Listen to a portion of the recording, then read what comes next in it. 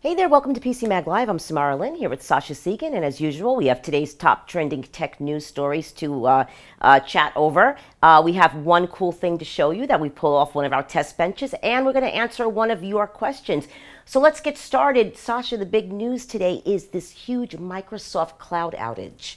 Yeah, Exchange Online, which is the cloud email and contacts and calendar service that Microsoft has been pushing all of its former business Exchange customers to move to, went down for 9 hours yesterday.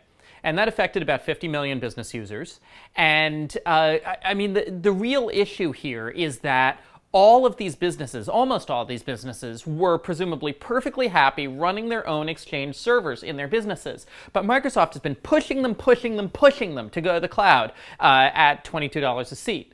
And does that mean that they're going to have to give up the reliability and the responsiveness they expected from their own Exchange servers and their own IT teams? What do you think? Well, you know, I was an Exchange server administrator, and I think sometimes a lot of this criticism is a little bit unfair because we most notice things when they're not working, when we can't connect to them. I mean, I've had a Hotmail account probably for like almost 15 years, 12 years easily. I can count on my hand the times it's really gone down for like days and days. Microsoft's cloud services don't go down that much, and I will tell you, local on-premise Exchange servers, they have a lot more issues. They tend to, I think, than Microsoft's cloud services. That's just my experience. No, but I think also there's some bias, and there's a human bias against things you can't control. That's true. That's a big part of it. And like that's why, for instance, a lot of people are afraid of flying. You ask some people why they're afraid of flying, they're like, I'm not driving the plane. It freaks me out. And so you may have some, you know, there's a lot of people in businesses who think, I don't control this server anymore. Yeah. It's out of my control. Yeah. Yeah, I mean, definitely the length of outage time, you want to turn around really quickly, but it's going to happen, just like regular local services go down. So anyway. Microsoft guarantees a 99.9% uptime. They have a 99.9% uptime guarantee for this service, and, well, they're still in it for the year, so there you go. There you go. Okay, so our next story is this Google Glass spec bump. Yeah, okay, so there's going to be a lot of news coming out of Google I/O today, and one of the things about shooting this show is that we are shooting it slightly before the Google I/O keynote. So all we have to work on this morning are these little things that came out before the keynote, like this spec bump to Google Glass, where it's being bumped from 1 gig of RAM to 2 gigs of RAM because glassholes had basically been complaining that there was only 600 megs of RAM and they couldn't run all the apps they wanted to run. It doesn't look like right now, before the keynote, it doesn't look like existing glass units will be swapped for the new units. But I'm just thinking, you know, I am one of the big glass detractors, of course, and this doesn't really change much of anything in the glass equation for me because glass's problem, at least as far as I see it, is more about its social impact than about any little aspect of its technology. So you don't think the 2 gig bump in memory is going to like get hordes more glass wearers? Well, I mean, they're also making it more broadly available internationally, so they are trying to expand the market, and I think we're going to hear something soon about it being, you know, expanded beyond this Explorer program. But unless Google gets a handle on this social movement of people saying that glass automatically marks someone as a jerk, then that's really going to make the technology stillborn. There you go. So not convinced yet, huh, Sascha? All right. So this is, without question, probably the best story of the day. Peeping drone. Yeah, okay. So a woman in Seattle spotted a drone outside her 26th floor apartment while she was getting dressed. And now, obviously, she thought the drone was spying on her. The drone's owner says that he runs an imaging company that takes pretty pictures of the Seattle skyline, and it wasn't spying on anyone. He doesn't have any pictures of her. But still, that's freaky.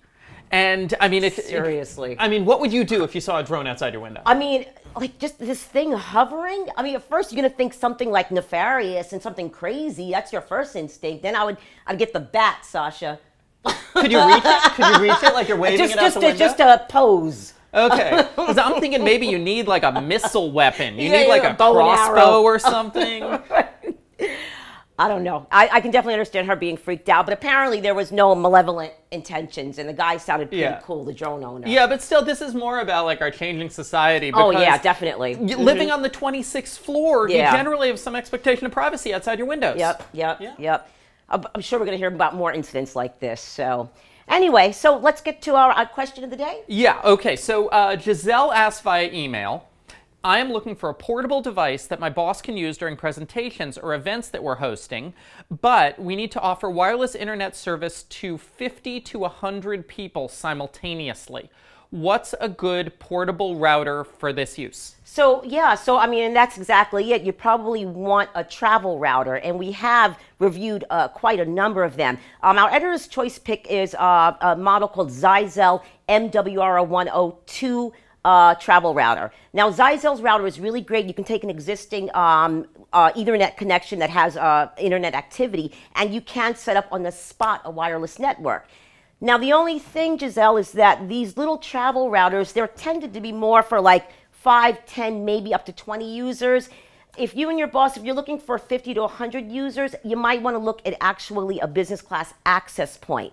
Now, an access point, of course, brings a Wi-Fi network to an existing internet connection, and they're a lot more robust. And one that we really liked was Meraki's MR16, and you can read the full review about that on PCMag and see if that suits your needs. Hey, is the MR16 the one we use in the labs? Yes, yes, it is. Yeah, absolutely. that's a great router. We use that to test all sorts of equipment. Right. So definitely check out that review, and you might want to go with the travel router if it's a smaller group of people, and then an access point for larger groups.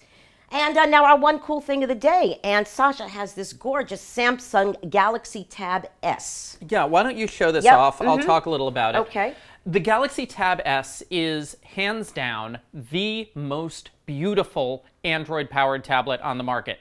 It is probably actually the most beautiful tablet on the market. It's only 6.6 millimeters thin. It's lighter than the iPad Air, and the screen, like, you can't see how nice the screen is on this video because the screen you're watching it on does not adequately represent the quality of this screen. It's the Super AMOLED screen from the Galaxy S5, which is enhanced with various kinds of software to make it perform better under various kinds of ambient light. So you really see colors that are punchy, but they don't feel oversaturated. It even looks good outdoors. It's just an amazing screen. So what's the downside? Well, it's a $499 tablet, 16 gigs of memory, and so it's priced the same as other high-end tablets like the iPad and a whole bunch of Windows tablets.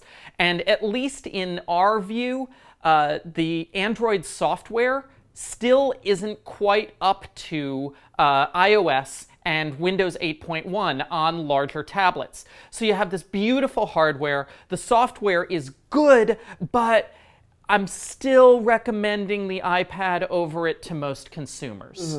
Just barely. If you're in the market for an Android tablet, though, go look at my review on PCMag.com and check out this beautiful, beautiful device. There you go. Yeah, and just definitely check out that review. So thank you so much. I think that's it for today, and please join us again tomorrow. Have a wonderful day.